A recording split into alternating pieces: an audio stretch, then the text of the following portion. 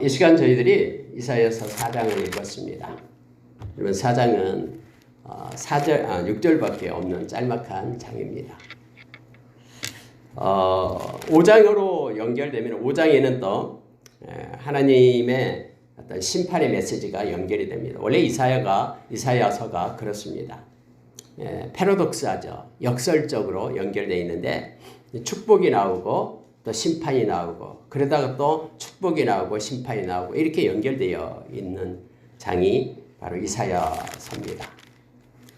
오늘 특히 읽은 4장에서는 하나님의 회복에 대해서 말씀해 주는 내용입니다.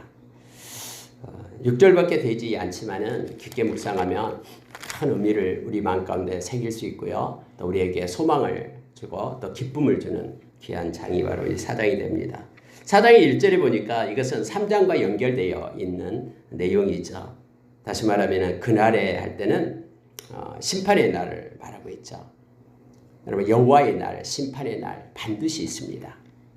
근데 우리가 3장에서 보았듯이 하나님께서는 심판의 때가 있죠. 그래서 연결됩니다. 우리가 3장 안에서 특히 아주 섬세하게 16절 이하에서 그렇게 말하고 있죠. 여호와께서도 16절에 3장 16절 연결되기 때문에 잠깐 다시 보겠습니다. 여호와께서도 말씀하시되 시온의 딸들이 교만하여 느린 목 정을 통하는 눈으로 다니며 아기작거려 걸으며 발로는 쟁쟁한 소리를 낸다 하시도다. 그러므로 주께서 시온의 딸들의 정수리에 딱지가 생기게 하시며 여호와께서 그들의 하체를 드러내게 하시리라. 그래서 그들이 어떤 모습으로 사는가에 대해서 그들이 추구하고 원하는 모든 것들이 다 이러한 내용들이다면서 18절 이하에 주께서 그날에 그들의 장식한 발목걸이, 머리에 망사, 반달 장식, 귀고리, 팔목걸이, 얼굴 가리개, 화관, 발목 사슬, 띠, 향압, 호신부, 반지, 코고리, 예복, 겉옷, 목도리, 손주머니, 손거울, 세마포 옷, 머리 수건, 너울 이걸 다 제하시겠다라고 그렇게 하셨죠. 그러니까 여러분 하나님의 백성이 하나님을 찬양하고 경배하며 절제와 신중과 그리고 단정함으로 이 땅을 살아가야 되는데 세상을 본받아서 세상을 따라서 사는 모습들을 나타내고 있죠. 그러면서 그들이 추구하는 것이 뭐냐면 바로 교만 그리고 정욕 자기 마음대로 사는 거예요. 아까 우리가 찬양을 했듯이 특히 하나님의 백성들은 특히 오늘날 예수 믿는 사람들은 예수님 피값으로 샀잖아요. 그래서 예수님 거잖아요. 그런데 내 인생이 내 거라고 생각하면서 세상 사람들이 행하는 방식 그대로 살아가요. 자기 마음대로 자기의 정욕대로. 그리고 특히 허영을 가지고 살아갑니다. 이 땅에서 곧 없어질 것을 막 목적을 삼고 추구하면서 살아가요. 막 동아리 활동은 너무나 잘합니다. 막 자기가 좋아하는 그거에는 너무나 하면서 그 동아리 활동이 주일날 이루어지면은 뭐 주일도 필요 없어요. 하나님께 예배 드리는 것도 필요 없고 구원의 감사에 하나님의 예배를 드리지 않고 그 동아리 따라가는 거예요. 왜냐하면 자기의 기쁨과 즐거움을 따라 살아가죠. 디모데후서 3장 1절에서 5절에 보면은 마지막 때가 되면 하나님 사랑하기보다도 자기가 먼저예요. 자기를 사랑하고 물질이 먼저죠. 돈을 사랑하고 그리고 쾌락을 사랑한다라고 말합니다. 이 쾌락을 사랑한다라는 것이 뭐냐면요. 자기가 좋아하는 것을 따라서 하는 거예요. 그것이 최고의 가치라고 생각하는 거예요. 그러면서 하나님께 영광 돌리는 것은 하나님의 마음을 헤아리고 하나님께서 기뻐하시고 원하시는 것은 버리죠. 자기 것을 취하면서요. 지금 이러한 그때와 지금 이때와 동일하게 지금 이사야 때와 동일한 것을 말하고 있는 것입니다. 허영을 따라서 쾌락을 쫓아서 살아간다. 그날에 하면서 이제 4장 1절로 연결됩니다. 그날에 7 여자가 한 남자를 붙잡고 말하기를 우리가 우리 떡을 먹으며 우리 옷을 입으리니 다만 당신의 이름으로 우리를 부르게 하여 우리가 수치를 면하게 하라 하리라. 여러분 그날에는요 하나님의 심판이 있어서요. 특히 여러분 역사상에 있었던 우리가 잘 아는 바벨론 심판이 있었잖아요. 바벨론 무시무시한 그 갈대아 그 사람들이 와가지고 그 모든 예루살렘을 초토화시키면서 다 불을 지르고 성전에도 불질로 태우고 어린아이들을 돌에다가 메어치고 그 임신한 여인들의 배를 가르고 모든 옷을 다 벗겨가지고 골비역대 끌고 그렇게 사천리길을 끌고 가고 엄청난 일이 있었거든요. 또 그렇게 이미 에레미야 선지자를 통해서 또 여기 이사야 선지자를 통해서 그런 일이 있을 거라고 얘기했는데 남자들은 전쟁에 나가서 다 죽고 여자들만 남아있는 거예요. 또 그때 당시에 풍속이 여자가 이렇게 아이를 낳지 못하면은 이게 저주를 받은 것처럼 이렇게 무시하고 비난했거든요. 그러니까 여러분 이게 1절이에요. 깊게 생각하면 그거예요. 7 여자다라고 할 때 7은 완전수예요. 많은 여자들이 한 남자를 붙잡고 말한다라는 거예요. 우리를 돌봐주지 않아도 됩니다. 우리 떡을 우리가 먹겠습니다. 그리고 우리에게 옷을 주지 않아도 됩니다. 우리 옷을 우리가 입겠습니다. 그런데 다만 당신의 이름으로 우리를 부르게 하여, 이 말은 받아달라라는 거예요. 당신의 이름으로 당신의 이름 아래에 우리가 있게끔 해달라라는 거예요. 모든 남자들은 다 전쟁에 나가서 다 죽어버리고 남자가 없어요. 다 아이들과 여자만 남아있는 이 시대 가운데 이러한 하나님의 심판이 있어서 이러한 어려움 가운데 있는데, 다만 당신의 이름 아래 우리가 있게 해주셔서 우리로 하여금 그렇게 수치를 면하게 해달라고 말합니다. 그때 가장 큰 수치가 뭐냐면은 아이를 갖지 못하는 게 수치였거든요. 이러한 시대가 하나님의 심판의 때가 온다라고 이 3장과 같이 붙들려서 말하고 있습니다. 그러니까 3장의 그 하반절 아까 얘기했던 이 여자들이 특히 고위 관직에 있는 여자들, 부유한 여자들이 이렇게 막 허영스럽게 살고 자기의 정욕대로 살고 그리고 이렇게 교만한 눈을 가지고 살고 했던 그것에 대한 심판이 바로 사도행 1절로 연결이 되는 거예요. 하나님이 제하여 버린다라고 말하면서 남자들은 다 고통 가운데 전쟁 가운데 죽어가게 되고 그들이 자랑스럽게 여겼던 그 모든 것들이 아무런 것도 되지 않는, 그래서 아무런 의미가 없는 허망한 것이 되어버리는 그런 때 심판이 있게 될 것이다. 그런데 여러분 이것은요 이때만이 아니라 궁극적으로 우리 주님 만날 때 최후의 심판 때도 동일합니다. 저와 여러분은 마음의 눈을 떠서 우리가 에베소서 1장 말씀처럼 17절, 18절, 19절 말씀처럼 지혜와 계시의 영이 우리 가운데 있어서 우리가 마음의 눈을 떠 하나님을 향한 지식이 더 온전해지고 하나님을 알고 하나님을 의지하고 사랑하고 소망하고 또 하나님 우리를 부르심의 소망을 깨닫고 이 세상에서 살아가고 또 우리가 이 세상으로 끝나는 자들이 아니라 이제는 우리를 위하여 금거둔 아름다운 기업이 있다라는 것을 기억하면서 어떤 고난과 역경 가운데서도 하나님의 나라를 바라보며 찬양하고 경배하고 뿐만 아니라 여전히 이 험악한 시대 가운데서도 하나님의 강한 손이 우리 위에 머물러 우리와 함께하고 그 권능의 손으로 우리를 이끌고 계신다라고 계심을 기억하면서 하나님을 절대 신뢰하며 살아가는 불안하고 두려워하고 떠는 자가 아니라 하나님을 신뢰하고 의지하고 하나님 주신 힘으로 살아가는 자가 될 것을 요청해주고 있죠. 우리의 마음의 문이 열려서 우리가 이 세상의 가치와 논리가 아닌 하나님의 나라의 논리와 가치로 살아갈 것을 요청해주고 있는 내용입니다. 여러분 이제 2절부터요 6절까지는 완전히 또 반전이 됩니다. 바로 남는 자, 렘넌트 사상을 얘기하고 있습니다. 끝까지 견디는 자, 우리가 요한계시록에 보면은 끝까지 견디는 자, 인내하는 자가 구원을 받는다라고 얘기하죠. 디모데 전서 4장 1절에서 3절 말씀을 보면 마지막 때에요 믿음을 떠나는 사람들이 많습니다. 그래서 믿음을 떠나고 귀신의 가르침을 쫓고 마음은 양심은 화인 맞아서 깨닫지 못하고 거짓을 가지고 허망한 인생을 살아가는 이들이 많다라고 얘기합니다. 근데 여러분 말씀을 가지고 사는 이들은 변함이 없다라고 데살로니가후서 2장에서 14절 이하에서 가르쳐주고 있죠.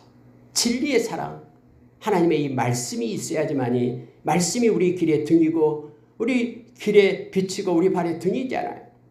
말씀이 하나님의 사람을 온전케 하는 그런 기준이 캐논이 되잖아요. 말씀이 우리를 교육함으로 인하여 우리가 세상에서 선을 행할 수 있는 능력을 말씀으로부터 얻잖아요. 말씀은 죽은 게 아니라 살아있어서 우리의 혼과 영과 관절과 골수를 찔러 쪼개는, 그래서 우리의 마음과 생각을 감찰하는 것이 말씀이죠. 그래서 이런 말씀을 버리면요 아무것도 없어요. 디모데후서 3장 15절에 보면은 이 말씀에는 우리가 구원에 이르는 지혜가 있다라고 우리에게 가르쳐 주잖아요. 우리 하나님의 사람을 어떻게 살아가야 될 것인가, 이 말씀이 바로 통로가 된다라고 우리에게 가르쳐주고 있잖아요. 우리를 매일매일 거듭나게 하고요. 그래서 여러분요, 마지막 때는 우리가 말씀을 붙들어야 됩니다. 근데 말씀을 붙잡는 이들이 적어요. 이사야는 그들을 갖다가 렘넌트라고 얘기해요. 즉 남은 자라라고 얘기합니다. 99명이 다 떠나더라도 말씀이 아니면 그 자리에 남아서 있는 자들이 있다라는 거예요. 그런 모습으로 지금까지 이 진리의 말씀이 우리에게까지 이르게 된 겁니다. 말씀을 붙잡고 우리의 후대에 전달해주는 그런 사람들이 있었어요. 세상을 쫓아가는 자들이 아니라 말씀을 쫓는 자들이 있었기 때문에 우리에게 생명의 말씀이 보존되어 우리에게까지 온 것입니다. 우리도 주님이 부를 때까지 이 말씀 붙잡고 있다가 우리 후대에 물려주고 우리도 주님 앞에 가야 되잖아요. 주님 오실 때까지 생명의 말씀이 힘있게 흘러가야 되기 때문에. 여러분, 여기서 남는 자가 나오는 거예요. 말씀을 끝까지 붙들고 하나님을 떠나지 않는, 하나님을 사랑하는 이들이 있다라는 거예요. 그 얘기가 바로 2절부터 6절이에요. 보십시오. 2절에 그날에 여호와의 싹이 아름답고 영화로울 것이요 그 땅에 솟아난 이스라엘의 피난한 자를 위하여 영화롭고 아름다울 것이며 시온에 남아있는 자, 예루살렘에 머물러 있는 자, 곧 예루살렘 안에 생존한 자 중 기록된 모든 사람은 거룩하다 칭함을 얻으리니. 그날까지 우리는 믿음의 경주를 해야 됩니다. 디모데후서 4장 7절 8절에서 바울 사도가 이제 내가 선한 싸움을 싸웠다. 달려갈 길을 다 달려갔다. 그날까지 내 달려갈 길을 다 하는 그날까지 믿음을 지켰다. 그러니 이제 나를 위하여 의의 면류관이 준비되어 있다. 나뿐만 아니라 우리 주님 나타나심을 사모하는 모든 이에게도 동일하다라고 우리에게 가르쳐주고 있죠. 이 땅의 생명이 다한 때까지 우리가 파수하고 지켜야 될 것이 믿음임을 합니다. 그래서 우리 주님 만날 때 우리가 갖고 있는 그 믿음 때문에 주님이 우리에게 영광과 존귀와 칭찬을 주시겠다라고 약속합니다. 여러분에게 그날에 말할 때 여호와의 싹이 아름답고 영화롭고 여호와의 싹이 나와요. 여러분, 여호와의 싹이 뭡니까? 여호와의 싹은 예수 그리스도를 나타내고 있습니다. 타이폴로지예요. 예표적으로 나타내고 있음을 봅니다. 에레미야는 이것을 에레미야서 33장 11절 이하에서 여호와의 가지라고 표현합니다. 하나님의 가지가 다윗의 족속으로부터 나오게 되죠. 그래서 이 가지로 인하여 많은 이들이 생명을 얻고 구원을 얻게 된다라고 말합니다. 예수 그리스도로 인하여 마지막 때에 구원 얻는 하나님의 백성들이 있다라는 것을 이사야를 통해서 지금 예언하고 있는 거예요. 그리고 다윗의 계보를 통해서 진짜 예수 그리스도가 하늘의 보좌를 부르고 이 땅에 육신을 입고 오신 거예요. 우리를 구원하기 위하여, 우리에게 생명을 주기 위하여, 우리의 죄를 사하고 우리에게 당신의 생명으로 늘 항상 함께하기 위하여 주님이 오셨음을 기억합니다. 여러분, 이사야도 이사야서 11장에 보면 이렇게 표현하고 있습니다. 이사야서 11장 1절을 보니까 이새의 줄기에서 한 싹이 나며 그 뿌리에서 한 가지가 나서 결실할 것이요. 이 싹에 대해서 나오는 거예요. 10절에도 그날에 이새의 뿌리에서 한 싹이 나서 만민의 가지로 설 것이요 열방이 그에게로 돌아오리니 그가 거한 곳이 영화로우리라. 동일한 말씀을 하고 있는 거예요. 열방이 그에게로 돌아오게 된다고 말합니다. 그날에, 물론 이 그날은 이제 구원에 이르는 그날, 또 궁극적으로 심판하는 그날, 예수 그리스도 때문에 살아남고 영원한 구원을 받는 그날이 있다라고 지금 말하고 있는 것입니다. 그래서 여러분, 예수 그리스도를 떠나서는요 아무것도 아니에요. 저와 여러분이 예수 그리스도를 따르면 아무것도 아닙니다. 어떤 구원의 길도 없어요. 천하인간의 구원을 받을 만한 어떤 이름을 준 적이 없어요. 예수 그리스도 안에서만 구원이 있습니다. 예수 그리스도 안에서만 하나님의 은사인 영생이 있고, 로마서 6장 23절에 예수 그리스도 안에서만 하나님의 자녀되는 은혜가 있고, 에베소서 1장 3절 이하에서 예수 그리스도 안에서만 우리에게 하나님의 평강이 있습니다. 빌립보서 4장 6절 7절에서 가르쳐주고 있죠. 예수 그리스도 안에서만 우리는 하나님의 뜻을 발견할 수 있어요. 데살로니가 전서 5장 18절 이하에서 우리에게 가르쳐주고 있죠. 그러니까 우리가 예수 그리스도를 떠나서는요, 우리가 아무것도 없어요. 예수 그리스도 안에서만 하나님의 사랑이 있어요. 로마서 8장 우리가 38절 39절에서 말해주고 있죠.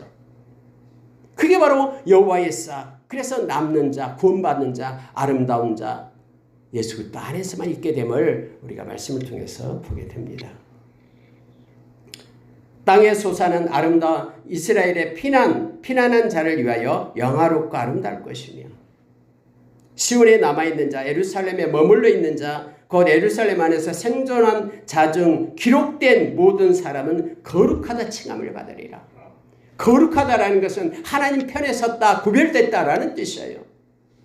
그래서 여러분 여기서요, 생존한 자 중 기록된 모든 사람, 기록된 자를 얘기합니다. 저와 여러분은 생명책에 기록된 하나님의 백성입니다. 요한계시록 20장 10절 이하에 보면은 심판대 앞에 모든 사람이 다 쓰잖아요. 두 가지 책이 있는데 행위의 책이 있고 생명책이 있어요. 근데 생명책에 기록되지 않는 모든 사람들은 다 불못에 던져진다라고 말합니다. 생명책에 기록되면서 우리가 행위의 책, 선한 일을 한 이들에게는 그때 아름다운 보상이 있고, 우리 하나님께서 말씀의 약속처럼 모든 걸 갚아주게 됨을 알게 됩니다. 생명책에 기록되어 있는 이들은 예수의 생명이 있기 때문에, 우리의 죄값을 예수님이 사셨기 때문에, 다 지불했기 때문에 우리의 모든 죄는 도말되고, 우리가 작은 일한 선한 행위만 남아있어서 우리가 주님 앞에서 상을 받는 날이 바로 마지막 때임을 알게 합니다.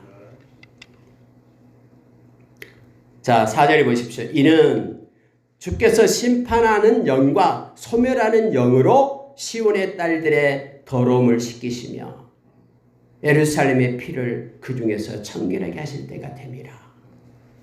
이는 하면서 이유를 얘기합니다. 이제 하나님께서 심판하실 때가 되었다라는 거예요.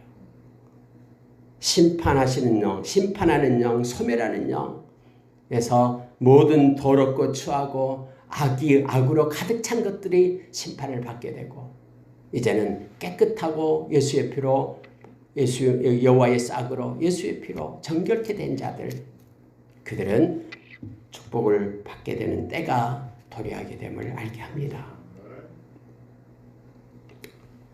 여러분, 우리의 죄는 그 어떤 것으로도 씻을 수 없다라는 거 잘 알고 있죠.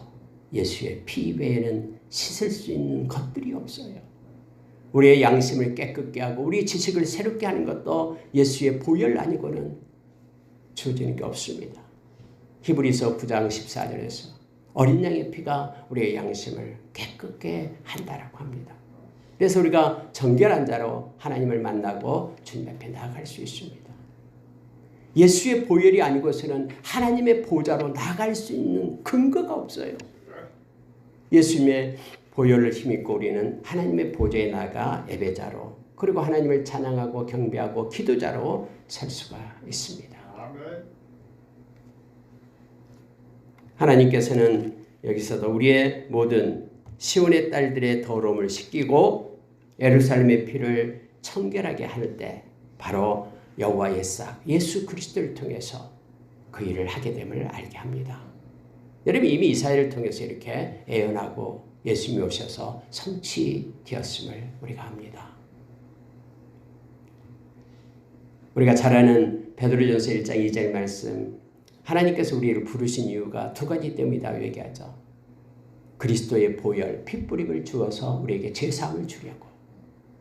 저와 여러분을 부르신 이유가 우리의 죄값을 예수님의 보혈로 깨끗하게 해서 정결하고 거룩한 하나님의 백성이 되게 하기 위하여, 하나님의 자녀 되게 하기 위하여, 또 하나는 이 어지럽고 험한 세상에서 하나님께 속한 자로 성령의 인도하심을 받게 하기 위하여, 성령의 인도하심을 받아서 말씀의 순종함을 가지게 하기 위하여 우리를 불렀다라고 말합니다. 그래서 오늘날 크리스천들은요, 예수님의 보혈로 인하여 우리의 죄가 사해진 거룩한 백성들, 하나님의 자녀가 된 것이고, 또 하나는 우리 가운데는 성령님이 계셔서 우리 인생 끝날 때까지 우리를 인도하시고 이끄시고 구원의 날까지 성령 안에서 인침을 받고 성령 안에 있는 하나님의 나라를 우리가 이 땅에서도 맛보게끔 의와 희락과 평강을 가지고 살게끔 하기 위하여, 그리고 그 성령님께서 우리가 이 세상 끝날 때에 바로 증인이 되어서 영원한 하나님의 나라를 상속받을 수 있도록 하기 위하여 저와 여러분을 부르는 거예요.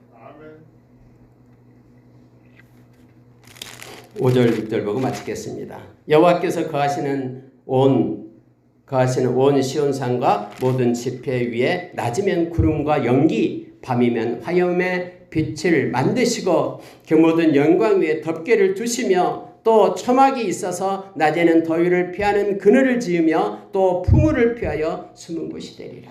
이게 무슨 말입니까? 하나님은 뒷짐짓고 구경하지 않는다라는 거예요. 하나님은 당신의 백성을 끝까지 지키며 보존하시겠다라고 약속합니다. 낮이면은 그 뜨거운 햇빛 때문에 힘들어하니까 구름과 연기로, 밤이면은 차가운 그런 냉기 때문에 힘들어하니까 화염의 빛으로 모든 영광의 덮개를 덮고 계신다라고 말합니다. 불로 성곽을 이루고 우리가 보이지 않지만 하나님은 강한 손 편팔로 우리를 붙들고 인도하십니다. 여러분, 그분을 의지하고 신뢰하는 자는 안전합니다.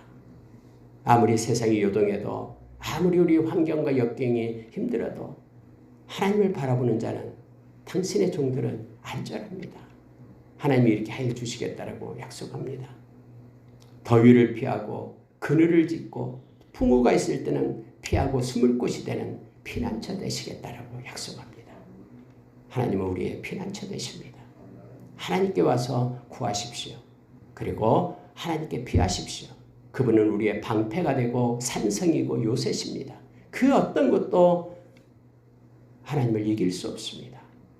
하나님이 붙잡고 있을 때 저와 여러분은 주님으로부터 공급되는 은혜 가운데 있게 됩니다. 절대로 주 안에 있는 이들은 망하지 않습니다.